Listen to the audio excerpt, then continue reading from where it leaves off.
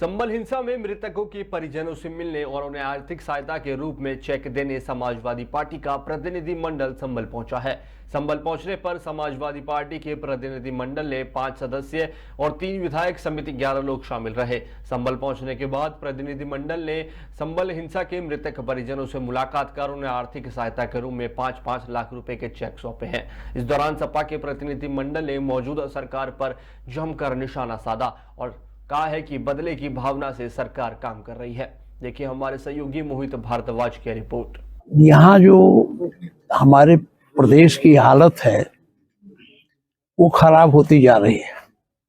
चुनाव में धांधली हुई, चाहे कुदरकी हो, चाहे कटहरी हो, चाहे खैर हो, चाहे मझुआ हो, इन्होंने पुलिस लगाकर बड़े पैमाने पर वोटों को डालने से रोका और अपना वोट पुलिस के माध्यम से डलवाया। दूसरी बात, कानून व्यवस्था की स्थिति दिनों दिन गिरती जाती है। मेरे पास पूरे सूबे का रिकॉर्ड यहाँ बताने की जरूरत नहीं, लेकिन जहाँ से हमारे मुख्यमंत्री जी आते हैं, गोरखपुर की भी कानून व्यवस्था बहुत, हर हफ्ते जब ये रहते हैं तो वहाँ गोली चलती है और डकैती होती है। सबका रिकॉर्ड में रखा था, चूंकि उसमें चर्चा नहीं हो सकी, रखा नहीं।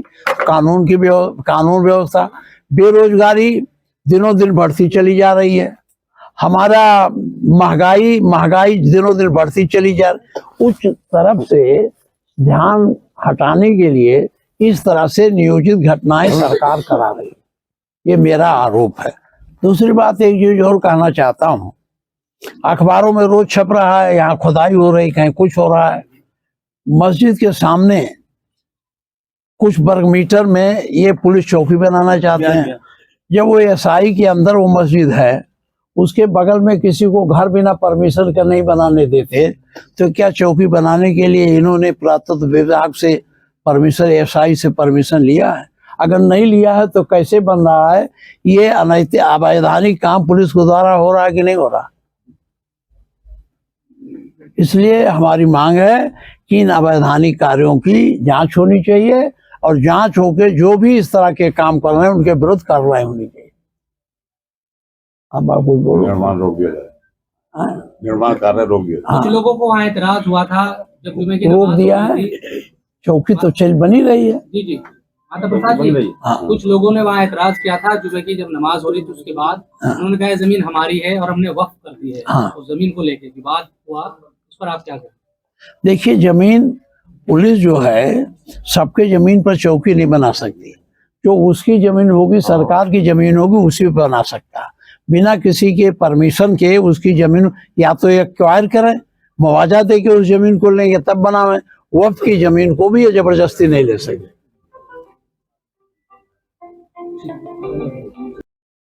यहाँ तो दाऊद इब्राहिम और आईएसआई का लिंक था।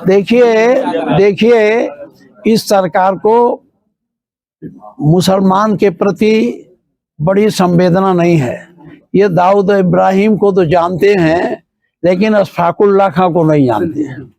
ये अब्दुल हमीद को नहीं जानते हैं। ये ब्रिगेडियर उस्मान को नहीं जानते हैं, जिन्होंने सीमाओं पर अपनी जान दी।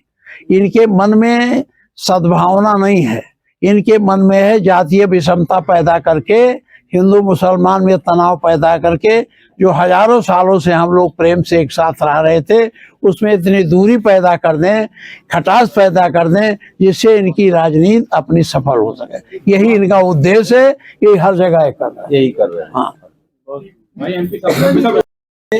तो सबके घर पर सरकार ने पुलिस बैठा दी बड़ी संख्या में। मेरे घर पर भी 15 इंस्पेक्टर, सीओ, एडिशनल एसपी, एक ट्रक पीएससी के जवान, हमारे नेता प्रतिपक्ष विधान परिषद को भी इनके घर पर भी घेरा। इनको तो निकलने नहीं दे रहे थे कहीं एक कदम, तो हम लोग पिछली बार नहीं आ पाए। उसमें कुछ लोग पुलिस की गोली से या जो भी हो पुलिस की गोली से मारे गए थे, पुलिस ने मारा था। आज हमारे राष्ट्रीय अध्यक्ष ने उन मृतकों के परिवारों को 5-5 लाख रुपया देने की घोषणा की थी। वही चेक लेकर ये प्रतिनिधिमंडल इस बीच में आया है और आपके सामने अभी चेक हमारे रखे थे, हमारे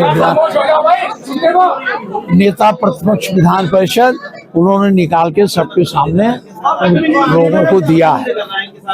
और हम लोगों ने अभी तो पूरा सबसे मुलाकात नहीं हुई, लेकिन हम लोगों ने जो यहाँ जाना है यह है कि पुलिस यहाँ उत्पीड़न की कार्यवाही बड़े पैमाने पर कर रही है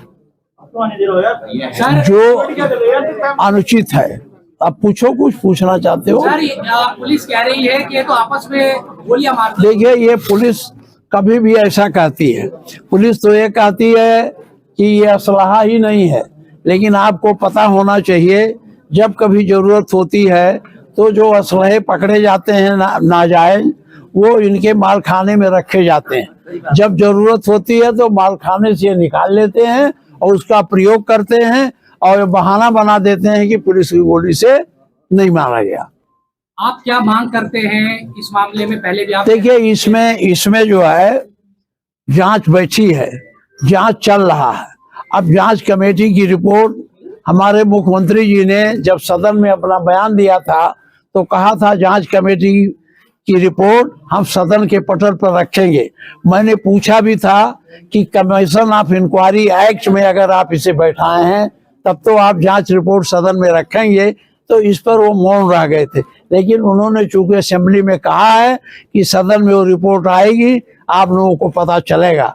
अब चूंकि ये जांच चल रही है, इसलिए इसके बारे में हमको बहुत ज्यादा बोलने की जरूरत नहीं है। माता प्रसाद जी, सरकार ने न्यायिक आयोग का गठन किया है, क्या लगता है आपको जो जांच चल रही है 2 महीने का उसमें समय है? देखिए, अब न्यायिक आयोग जांच कर रहा है तो हम कैसे उस पर पहले से उंगली उठा दे, पहले जांच तो करें। आपने पक्ष रखा अपना? आए, आपने पक्ष रखा आयोग के सामने? अभी तो हम आए हैं, यहाँ के लोग जो हमारे हैं, जब आयोग जांच करेगा, नोटिस देगा, तो उन लोगों को तो ये लोग जाएंगे, अपना पक्ष रखेंगे। सर, जिनको आपने चेक दिए, पीड़ित जो परिवार है, इन्होंने क्या बताया आपको? पीड़ित परिवार ने यही बताया, अभी तो पूरी बात हुई नहीं है, आपके सामने सीधे आए हैं। ये है कि पीड़ित परिवार के साथ अन्याय हुआ, उनके परिवार के लोगों को गोली मारी गई और उनकी मृत्यु हो गई। इससे बड़ा पीड़ित परिवार को और क्या ज्यादा कष्ट हो सकता है? अब पुलिस ने गोली मारी है, पुलिस ने। हम कह रहे हैं, इसीलिए तो हमारी लड़ाई चल रही। इसका माननीय मुख्यमंत्री जी ने ये कहा कि सन 47 से लेकर अब तक 202 मौत हुई। हाँ, बेसिकली उन्होंने 1978 पर ज्यादा उनका जोर कि उसमें, लेकिन संसद की जो लाइब्रेरी उसमें जो रिपोर्ट रखी 15 की है। तो ये देखिए, उस समय हमारे पक्ष में रिपोर्ट नहीं था। हमने उनसे ये कहा था, जो वो बोल रहे थे, तो उठ के मैंने कहा था 1978 में जब ये दंगा या जो भी आप कह लीजिए, जो भी यहाँ हुआ, उस समय आपकी पार्टी भी सरकार में थी, तब जनता पार्टी की सरकार थी, भारतीय जनता पार्टी भी उसमें थी। तो कैसे आप उससे मुकर सकते हैं कि आप नहीं उसमें थे? संख्या जो बताई, संख्या उन्होंने 182 बताई थी। आपने तुरंत कहा ये झूठ बोल रहे हो। हम लोगों ने ये है कि इस्तीफा दे दूंगा। हाँ, इन्होंने कहा कि आप सिद्ध करो, नहीं तो मैं इस्तीफा दे दूंगा। हमारे एक बार मामू जी ने कहा था, क्या वो दे दें? अच्छा देखिए, ये भाजपा की सरकार है, ये झूठ आधारित बातों को ज्यादा प्रचार करते हैं, जो सही बातें हैं उस पर कम प्रचार करते हैं। एक चीज रहमान जी से है कि घटना को 3 दिन हो गए, स्थानीय सांसद है, इनका समय आप सवाल करेंगे, पहले भी माननीय बेटी से कर लें, उसके बाद आपके जो हमसे पूछो ना, क्या पूछना बताओ। आपके सांसद जी के खिलाफ, यहाँ सपा सांसद जी और रहमान साहब के खिलाफ हाँ, मुकदमा दर्ज हुआ है, उसको लेकर क्या कहेंगे सर? देखिए, ये मुकदमे जो है ये नाजायज ढंग से, गलत ढंग से दर्ज कराए गए हैं। जिस दिन ये आपकी बात हो रही थी, यहाँ विवाद हो रहा था, उस दिन यहाँ थे ही नहीं, बंगलोर में कहीं थे। मैंने असेंबली में भी कहा था, जब मैं अपनी बात रख रहा था तो मैंने कहा जब वो थे ही नहीं तो कैसे वो मुल्जिम हो गए? देखिए, पुलिस ने जो यहाँ के लोगों के साथ ज्यादती किया है उसको आप लोग अच्छी तरह से जानते हैं। मैंने सदन में, विधान परिषद में इस चीज को रखा था कि एक ही समय और एक ही घटना पर एक मुकदमा दर्ज किया जा सकता है। ये सुप्रीम कोर्ट की 2 हमने उनको रूलिंग भी दिया जो है। और सबके सामने सदन में हमने कहा कि यहाँ पर एक ही समय में जो एक घटना हुई उस पर यहाँ 7 मुकदमे दर्ज किए गए, और मुकदमा जो दर्ज किया गया उसमें कुछ लोगों को नामजद किया गया, और हर मुकदमे में जो है 700, 800, 500, 600 लोगों को जो है अज्ञात के नाम से दर्ज कर दिया गया। अज्ञात के नाम से दर्ज करने के का मतलब कि पुलिस जिसको चाही उसका उत्पीड़न की, जितना उत्पीड़न करना चाहती थी पुलिस उतना उत्पीड़न की, और पूरे अभी कर रही है। और पुलिस के भय से लोग जो है अपने घर रहना जो है नहीं पसंद कर रहे हैं।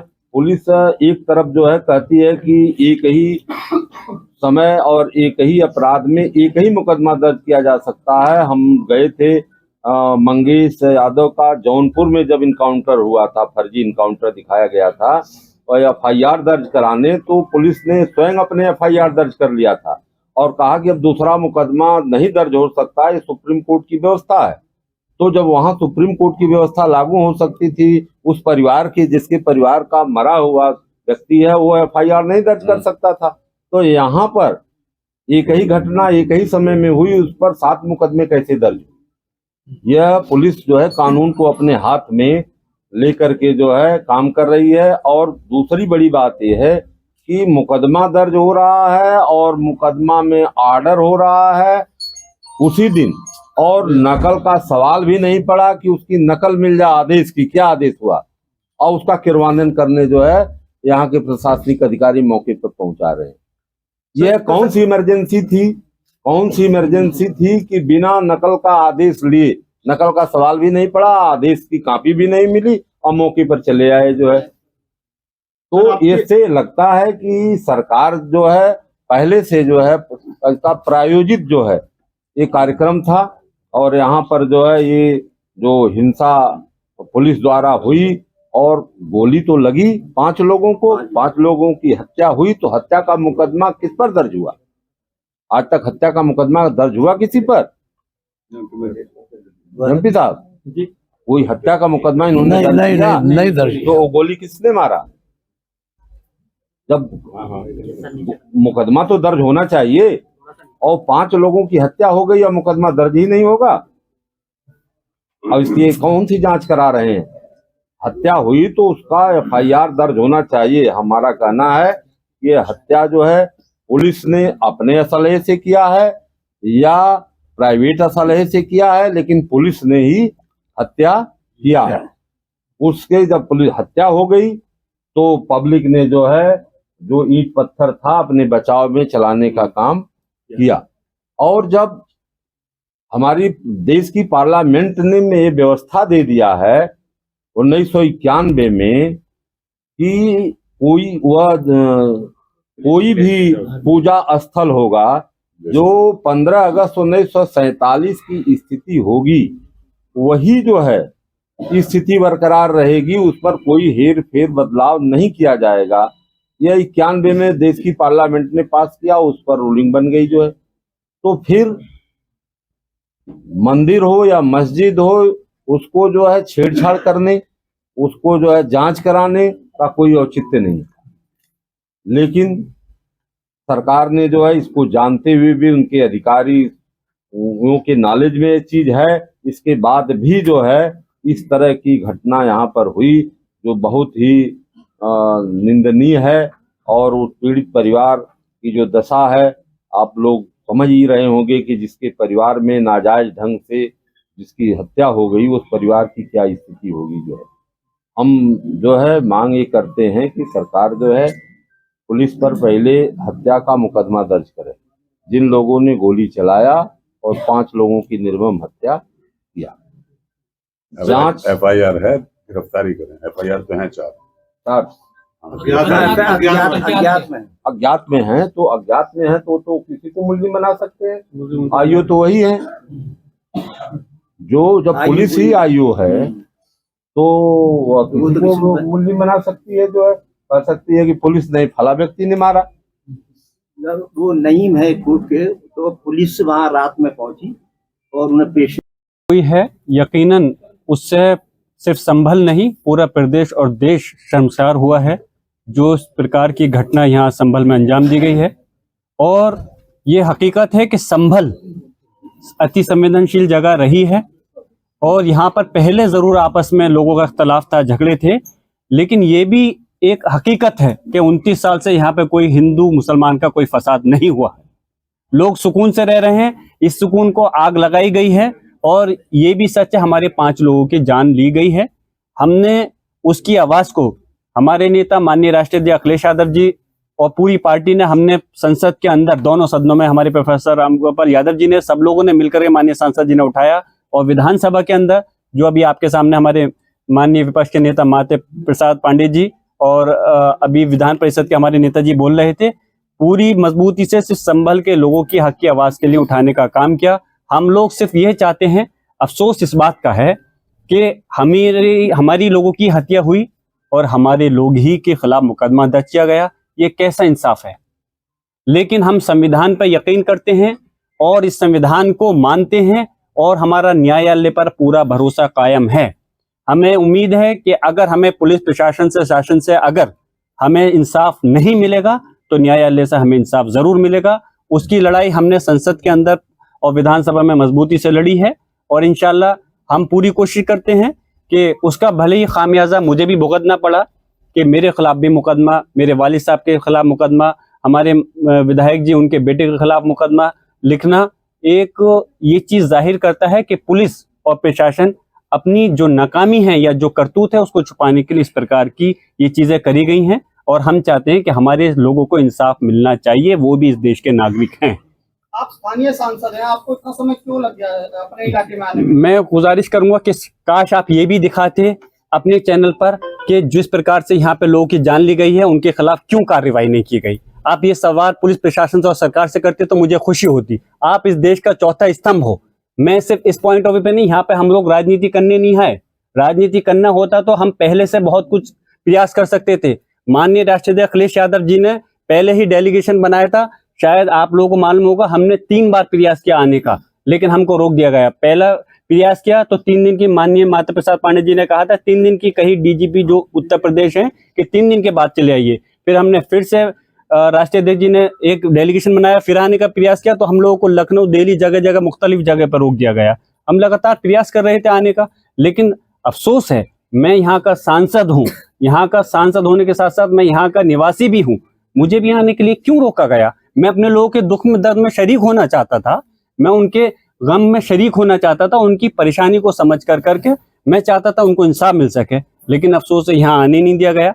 लेकिन खैर कोई बात नहीं, आज हम हाजिर हुए हैं और हम और हमारी पूरी पार्टी चाहती है कि संभल के लोगों को इंसाफ मिलना चाहिए। जो उनके साथ ज्यादती हुई है, जो जुल्म हुआ है, उसके खिलाफ आवाज उठनी चाहिए। जिया, जब पुलिस ये कह रही हो कि खुद ही आपस में मर गए लोग, गोली मार दी आपस में, आपको क्या लग रहा है कि अफसोस है कि पुलिस की तरफ से ऐसी इस प्रकार की बातें आना जिसका कि औचित्य कोई मतलब नहीं बनता। मैं आपसे पूछ रहा हूँ, अगर इस बात को आप लोग सच मान सकते हैं तो मैं ठीक है, इस बात को भी सच मान लूंगा कि लोगों की आपस की गोली से मृत्यु हुई।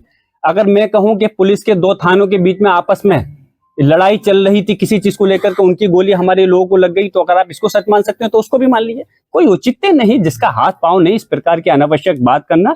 और ऐसी पुलिस प्रशासन, बहुत अफसोस की बात है। और मैं कह रहा हूं, मुझे ये बताइए कि पुलिस प्रशासन ने यहाँ पर हमारे लोगों के हाथ में पत्थर तो दिखाए कि जो पत्थर चला रहे हैं, क्या एक भी व्यक्ति के हाथ में ये दिखाया किसी के हाथ में कोई असला था? कोई वीडियो दिखाई? उनके तो ड्रोन कैमरे भी चल रहे थे, क्योंकि हमारे लोगों ने कोई तैयारी नहीं थी, सिर्फ वो वहां पर गए थे इसलिए कि क्यों दोबारा से सर्वे किया जा रहा है, इस चीज को जानना चाहते थे। उसके एवज में उनको पता नहीं था कि इस प्रकार का हमला उन लोगों के ऊपर, जो निहत्थे लोग वहां गए थे, ऐसी कार्रवाई हो जाएगी और हमारे 5 लोगों की जान ले ली जाएगी। जान तो सिर्फ 5 लोगों की गई है, लेकिन घायल 2 दर्जन से ज्यादा लोग घायल हैं जिनके ऊपर वो हुआ है। अफसोस है कि जैसे अभी हमारे लाल बिहारी साहब, हमारे नेता प्रतिपक्ष विधान परिषद ने कहा कि उन्हीं के गोली लगी और कोई मुकदमा अभी तक नहीं। कैसे हम लोग करें? जो लोग मुलजिम हैं, जिनके हम उंगली उठा रहे हैं कि उन्होंने गोली चलाई है, हम कैसे उम्मीद करें कि हमें इंसाफ मिलेगा? लेकिन हम फिर से मैं कहता हूं, हमें इस देश के संविधान पर, न्यायालयों पर भरोसा है, हमें उम्मीद है कोर्ट से इंसाफ हमें जरूर मिलेगा। चोरी की भी FIR है, हिंसा को लेकर भी FIR है। कल को ये भी कह सकते हैं कि पुलिस का डंडा खो गया तो उन्होंने सांसद जी ने चुरा लिया। कल को ये भी कह सकते हैं कि क्या कहते हैं मीडिया का कोई कैमरा चोरी हो गया तो सांसद जी ने चुरा लिया। इन लोगों से कोई भी ये सिर्फ और सिर्फ इस प्रकार के जो काम कर रहे हैं अपनी नाकामी को छुपाने के लिए इस टाइप की चीजों कर रहे हैं। अफसोस है, मैं पूछना चाहता हूं, मैं यहाँ का नागरिक होने के साथ से सांसद हूँ, इस जनता का प्रतिनिधि हूँ। अगर जनता ने मुझे चुन करके भेजा है, अगर मैं उन पर हो रहे जुल्म की आवाज मैं नहीं उठाऊंगा तो कौन उठाएगा। मेरा मकसद ये नहीं है कि सिर्फ मेरे लोगों पर जुल्म हो और मैं उनसे पुलिस प्रशासन से सौदा कर करके मैं खामोश बैठ जाऊं। मेरा फर्ज बनता है, लोगों ने मुझे जो वोट दिया है इसलिए दिया है कि मैं उनके गम में दुख में शरीक हो सकूं, उनके ऊपर हो रही परेशानियों के लिए आगे उनकी मदद कर सकूं। उसी के तहत मैंने अपनी आवाज को बुलंद किया। उस आवाज को दबाने के लिए पुलिस प्रशासन ने इस काम किया। मेरे खिलाफ झूठे मुकदमे लिखे, जैसे माननीय अभी हमारे राष्ट्रीय अध्यक्ष जी ने भी इस बात को कहा है, अखिलेश यादव जी ने, कि जब मैं वहां मौजूद नहीं था तो कैसे ये घटना घट गई और कैसे मेरे पर मुकदमा लिख गया। आपसे मैं मीडिया वालों के माध्यम से कहना चाहता हूं कि अगर मेरी मानसिकता ये होती, मेरी सोच होती कि मैं इस प्रदेश का संभल के उसमें आग लगाना चाहता हूं, तो पहले से तो ताकत में हम दादा मोहतरम के टाइम से सबसे रहे। 29 साल से क्यों यहाँ पे दंगा फसाद नहीं हुआ। अगर हम ये चाहते, पहले दिन जब सर्वे हुआ था 19 तारीख में, जब मैं वहां मौजूद था, उस दिन दंगा फसाद क्यों नहीं हुआ। 22 तारीख में जब जुमे के दिन अगर जब नमाज से हमारे लोगों को रोका गया तो उस दिन दंगा क्यों नहीं हुआ। तब होता, मैं आरोपी के मैंने भड़का दिया। जब मैं मौजूद नहीं, हजारों किलोमीटर दूर बेंगलोर के अंदर all India Muslim personal law board की बैठक में गया था, तो आप कह रहे हो दंगा भड़का दिया। उन्होंने कहा कि उसके माध्यम से उन्होंने इस प्रकार की स्पीच दी। मुझे स्पीच दिखाइए कि जिसके अंदर कि मैंने गलत कहा हो। मैंने कानून के माध्यम का इस पर कहा था कि अच्छा मैंने ये अल्फाज कहा मस्जिद है और रहेगी, तो क्या गलत था। प्लेसेस ऑफ वर्शिप एक्ट है, हमारे पार्लियामेंट का बनाया हुआ कानून है। वो कानून कहते हैं 1947 से पहले जो भी चीज धार्मिक स्थल, चाहे मस्जिद, मंदिर, गिरजाघर, ये जो भी हो, अपने अस्तित्व में रहेगी, उसके साथ कोई बदलाव नहीं होगा। तो कहां से कानून ये गलत हो गया, कहां से भड़काव हो गया। तो उनको पता था कि इस प्रकार से ये चीज उनकी रिपोर्ट झूठी साबित हो जाएगी। तो उन्होंने कहा कि उन्होंने विधायक जी के बेटे ने कहा कि सांसद जी हमारे साथ हैं। तो क्या बात कर रहे हो, जब वो खुद मौजूद नहीं, उनके विधायक जी के बेटे भी, तो इस प्रकार की अनावश्यक रिपोर्ट दर्ज करने से क्या साबित करना चाहते हो। कल को आदमी ये कहने लगे कि फला मंत्री या फला राष्ट्रीय अध्यक्ष किसी पार्टी के वहां थे, उनके खिलाफ भी मुकदमा दर्ज करोगे। मैं यही कहता हूं, आप लोग चौथा स्तंभ हैं इस देश का। लोग विश्वास आप मीडिया पे अभी करते हैं, लेकिन जिस प्रकार की कुछ रिपोर्ट हैं, कुछ गिनती के चैनलों ने संभल की जनता को बदनाम कर करके उनको विलन बनाया और सिर्फ पुलिस प्रशासन को हीरो बनाने का काम किया। ये गलत है। पुलिस प्रशासन अपनी टीआरपी बनाने के लिए तरह तरह की बातें अपनी पलटता रहा है। पुलिस प्रशासन ने तो ये भी कहा था गोली हमने नहीं चलाई है। क्या आप लोगों ने वीडियो नहीं देखी थी गोली चली है। तो इसलिए मैं ये कहता हूं कि आपसे मेरी गुजारिश है कि आपके चैनलों के माध्यम से भी हम लोगों के हक और इंसाफ की आवाज उठाइए। आप भी ये मत सोचिए सिर्फ मीडिया के लोग हैं, आप भी नागरिक हैं, आप भी किसी न किसी परिवार से जुड़े हुए हैं। और मीडिया के लोगों के साथ में कितनी ज्यादती हुई है, राष्ट्रीय अध्यक्ष जी ने कहा, आप लोग भी तो वाकिफ हैं। फिर अगर आप लोग नहीं उठाओगे तो कल को कोई भी किसी के साथ बख्शिश का खाना नहीं रहेगा। हम सिर्फ आप लोगों के आवाज को उठा रहे हैं।